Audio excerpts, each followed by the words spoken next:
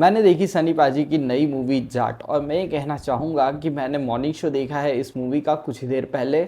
और मेरा एक्सपीरियंस थोड़ा सा कुछ इस प्रकार का है कि सबसे पहली चीज़, जब आप इस मूवी को देखने के लिए थिएटर में एंटर करते हो और जब जैसे ही मूवी स्टार्ट होती है काफ़ी लाउड ब्लैरिंग बैकग्राउंड म्यूज़िक बजता है। थोड़ा बहुत वो मुझे इरिटेटिंग लगा। ऐसा भी नहीं कहूँगा कि बहुत बेकार है या समथिंग विच इज़, बट थोड़ा बहुत इरिटेटिंग है। That is something which I really felt.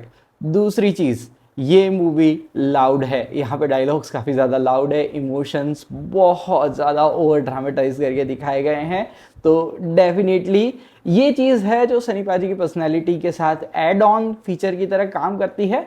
पर बिकॉज इसके अंदर सनी पाजी है, बिकॉज हम गदर और इस तरह की मूवीज़ में उनको इसी प्रकार का कैरेक्टर करते हुए देख चुके हैं, तो हम उस कैरेक्टर के साथ थोड़ा बहुत सिंक बिठा लेते हैं कि हाँ ठीक है, ये कैरेक्टर ऐसा ही होगा, लाउड ही होगा, और उनकी पर्सनालिटी भी कुछ इसी प्रकार की है। और ये एक ऐसी चीज़ है जो कि एक एक्सेप्टेबल फैक्टर है, और इस फैक्टर को मैंने एक्सेप्ट कर लिया कि हाँ, इसके अंदर लाउड इमोशन, ओवर ड्रामेटिक चीज़ें काफ़ी ज़्यादा देखने मिलेंगी, ओवर द टॉप ये मूवी पूरी तरीके से जाएगी। And that is something which is a good thing अगर आप उसे एक्सेप्ट कर लेते हो और आप अगर देखना चाहते हो। अगर आपको सनी देओल पसंद है, वो जिस प्रकार की मूवीज़ करते हैं, हालांकि आप लॉजिक ढूंढने जाओगे मूवी के अंदर तो आप लॉजिक से तो दूरी बना के रखो। Definitely something that you want to watch, but not for the sake of finding logic और समथिंग एक्स्ट्राऑर्डिनरी। ऐसा कुछ भी आपको देखने मिलेगा। बहुत सी सिंपल सी स्टोरी है। एक हीरो है, वो एक जगह पे जाता है, एक विलन है जो कि बहुत ज़्यादा क्रूअल है। अब इन दोनों के बीच में एक छोटा सा इवेंट होता है जिसकी वजह से जो हीरो है उसका ईगो हर्ट हो जाता है, और जो विलन है, हीरो और विलन के बीच में जो डिस्टेंस है वो डिस्टेंस कवर होने लगता है because of this small event, और इसी की वजह से ये पूरी मूवी चलने लगती है। That is something which you will find out. बहुत ज़्यादा सिंपल चीज़ें हैं, कुछ ज़्यादा बहुत ज़्यादा अलग से ट्विस्ट मारा है, टर्न मारा है, ऐसी चीज़ें आपको देखने नहीं मिलेगी। लेकिन अगर आप स्पेसिफिकली एक सनी देओल के फ़ैन हो तो आपको बहुत सारे फ़ैन मोमेंट्स मिलेंगे जिसमें आपका मन करेगा कि आप खड़े होकर ताली बजाओ या तो फिर आप सीटी भी मारो। That is something which you will really feel.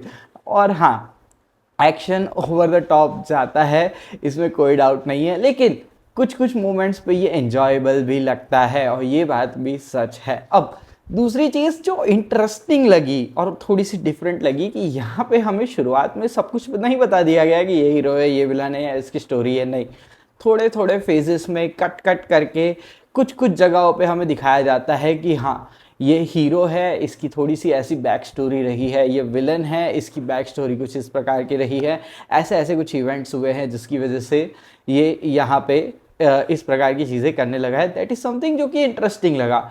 Violence भी एक फैक्टर है जो कि इस मूवी में दिखाया गया है, और हाँ, ये जाते हैं थोड़ा deep, and that is something which is strong. Okay, तो ये सारे फैक्टर्स को मिलाकर overall this is a Sunny Deol type masala movie. अगर आप इस तरह की मूवी पसंद करते हो और बिना ज़्यादा दिमाग लगाए बस एंटरटेनमेंट पर्पज़ के लिए एक मूवी देखना चाहते हो, तो ये मूवी आप देख सकते हो। एक बार आप देख लोगे आप भुला दोगे। That is something which is about the vibe of the movie. लेकिन अगर आप इससे बहुत बड़ा कुछ एक्सपेक्ट करते हो, कुछ एक्स्ट्रा ऑर्डिनरी ट्विस्ट टर्न सब कुछ एक्सपेक्ट कर रहे हो, तो नहीं मज़ा आएगा। रणदीप हुड्डा का परफॉर्मेंस आपको अच्छा लगेगा, सनी पाजी का परफॉर्मेंस आपको कुछ अच्छा तो नहीं लगेगा, जैसा वो करते हैं वैसा ही करते हैं।